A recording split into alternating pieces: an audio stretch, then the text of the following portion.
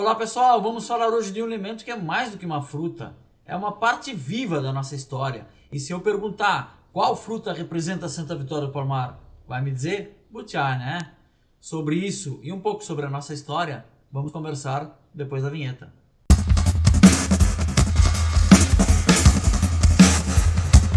Bem-vindos ao quinto episódio do Crônicas do Palmar. Hoje então, como eu já falei antes, vamos falar sobre o butiá, mas não é só sobre a fruta não.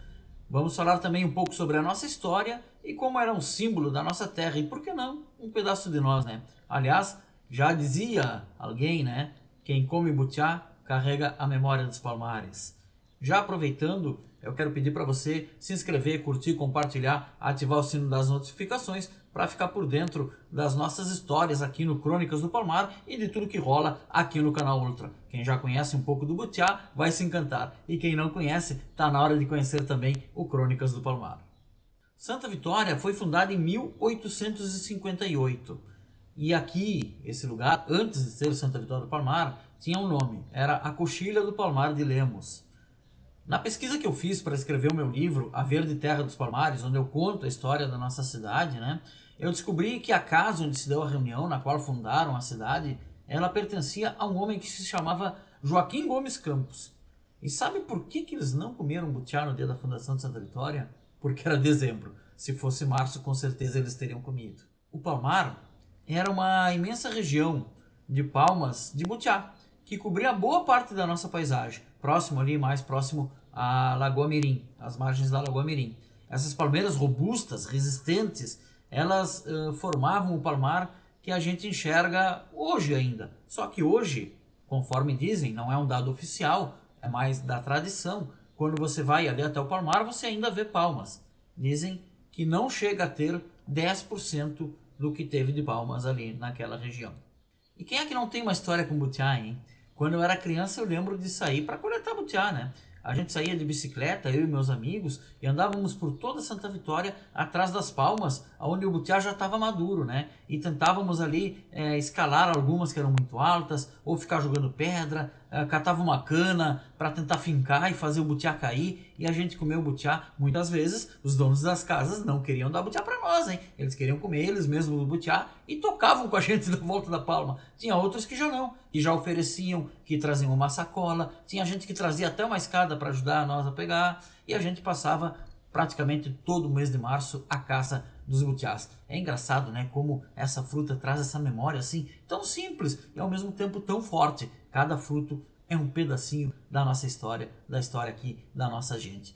Ao mesmo tempo, uma das maiores dificuldades que eu tive quando fui morar fora daqui foi justamente ficar sem comer butiá. Eu vinha, né, quando eu saí para estudar, as aulas começam em março, né? Justamente na hora de comer o butiá, era o momento que eu estava saindo de Santa Vitória e passei muitos anos, né, me remoendo pelo fato de não ter conseguido comer butiá. Mas o que aconteceu? Por que esse palmar desapareceu, né? Nos anos 70, na área agrícola, a moda era a Revolução Verde. A Revolução Verde vinha com novas técnicas de plantio, novas técnicas de também de controlar ali a lavoura, né? E baseado muito também em produtos químicos, né? Chamados defensivos agrícolas ou agrotóxicos, como você quiser chamar, né? E o governo militar, né, que governava o Brasil na época, incentivou também as grandes propriedades, né? E aí vieram as granjas, né? E as granjas destinadas também à exportação de seus produtos. No Brasil inteiro houve essa transformação. A gente está falando de uma época que inverteu a população do Brasil. Antes dessa época, a população era mais ou menos 30% dos habitantes do Brasil nas cidades e em torno de 70% em áreas rurais. Quando acaba esse processo, isso está invertido. 70% estão nas cidades e 30% estão no campo. O que decorre disso? Nas grandes cidades se formam as favelas, né? Os bolsões de miséria, as periferias. E em cidades pequenas como a nossa, há um esvaziamento, né, da populacional dessas cidades. E aqui ainda tivemos uma questão ambiental, que é justamente a derrubada das palmas para dar lugar à lavoura de arroz. É assim que o Palmar, pelo menos em Santa Vitória do Palmar e em várias cidades aqui da região sul, né, onde tinha palmas, né, o Palmar vai deixando de existir. tá? No Uruguai tem um pouco mais ainda de palmas conservadas, mas igual não é a quantidade que tinha naquela época. Hoje, quem sabe, né, a gente ainda consegue comer butiá todos os anos, né? A lembrança daquele palmar antigo, essa ficou na história, né? Você vai ali até o palmar, como eu falei, e tem pouquíssimas palmas, né? E você também não consegue acessá-las, porque elas estão em meio à lavoura, estão lá dentro dos campos, né? Voltando a falar do butiá, depois do verão, né, com as praias cheias em janeiro, fevereiro, férias, curtição, calor, né, aqui em Santa Vitória do Palmar acontece um evento especial, né? Depois do verão, o que que é? A época de comer butiá, é março, né? É março.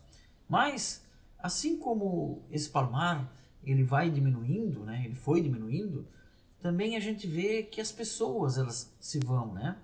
E algumas chegam, mas muitas se vão.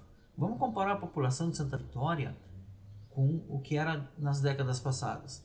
A gente não está nesse momento num imenso declínio populacional. A gente está numa linha, está estagnado. Porém, se a gente retornar até o censo do ano 2000, conforme o gráfico aí que está na tela, aqui, tá? Conforme o gráfico que está na tela, vocês vão ver que a população da cidade vem diminuindo bastante. E assim como as palmas foram derrubadas no passado, nossa população pode também estar sendo derrubada e isso é muito preocupante, tá, pessoal? O butiá não é só uma fruta. Ele pode dar origem a muitas coisas, né? Ele carrega a nossa cultura, né? Nós gostamos dessa fruta. Está no nome da nossa cidade, o Palmar, né? Então, o Palmar que está no nome da cidade, Santa Vitória do Palmar, é referência à coxilha do Palmar de Lemos, tá? Ou seja, a cidade onde há muitas palmas, né? Onde há ali um palmar.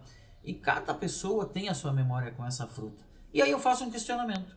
Eu me pergunto, Pelotas tem a Fena Doce, Feira Nacional do Doce. Rio Grande tem a Festa do Mar, porque está ali, né, no mar, né? É uma cidade que vive do porto. Caxias, que produz uva, tem a Festa da Uva. E por aí vai. Cada cidade tem a sua festa ligada ao que produz. Por que nós não temos a Festa do Butiá? Seria interessante. Houve algumas tentativas no passado, mas fracassaram ou por motivos de organização, ou por motivos de pouco investimento, ou porque as pessoas não entenderam a proposta. Não estou aqui para fazer análise de por que as tentativas do passado não deram certo, mas eu estou aqui para pedir que volte, né? E que se faça uma festa do butiá. Quem sabe uma festa do butiá em março, logo depois do verão ali, né? Uma festa que vai atrair turistas e que vai religar nossos próprios moradores, né? E com as suas tradições, né? Essas coisas que são tão legais assim, que nos fazem lembrar de por que somos o que somos, né? E mesmo quem não gosta do fruto, faz parte disso que eu chamo de a sociedade do butiá. E já passou da hora de nós também replantarmos palmas. Vamos fazer um palmar, quem sabe um parque, né? Quem sabe um parque dedicado às palmas de butiá. E quem sabe você que tem um terreno, plante também uma palma na sua casa, plante no seu jardim, no seu quintal. É bonita, é uma árvore bonita, é uma árvore que além do fruto, depois ela te dá uma sombra até interessante e deixa a casa com certeza muito bem ornamentada. A Revolução Verde passou já, novas práticas agrícolas surgiram, mas o palmar, esse ainda precisa voltar, precisa ser replantado. Vamos fazer sim, quem sabe, um parque do butiá. Seria fantástico para Santa Vitória, né? A gente tem isso aí e cheio de atividades turísticas e de equipamentos ali que fizessem a gente curtir essa fruta que é tão legal e é tão deliciosa, a meu gosto é a melhor que eu conheço. Assim como os próprios butiás, aqui vem uma questão agora que quero muito falar para vocês. Assim como o butiá é versátil, nós aqui em Santa Vitória também somos. Nós podemos ser usados em muita coisa, em muitas atividades. As pessoas aqui conseguem fazer de tudo. Somos uma cidade de 30 mil habitantes hoje, distante um pouco da cidade polo, né, que são Pelotas e Rio Grande, dos mais de 200 quilômetros, geralmente isso não ocorre, e que temos de tudo aqui. Nós temos quase tudo aqui, é só a gente olhar à nossa volta, né? Então, pessoal, sabe como que eu quero terminar a crônica de hoje? Falando para vocês que nós estamos a mais ou menos 100 dias da época de comer butiá. Vai começar a temporada em que nós vamos poder comer butiá em 2025 e que bom que eu estou em Santa Vitória, que eu vou poder comer essa fruta que eu adoro. E como eu lembro muito da infância da minha terra, né?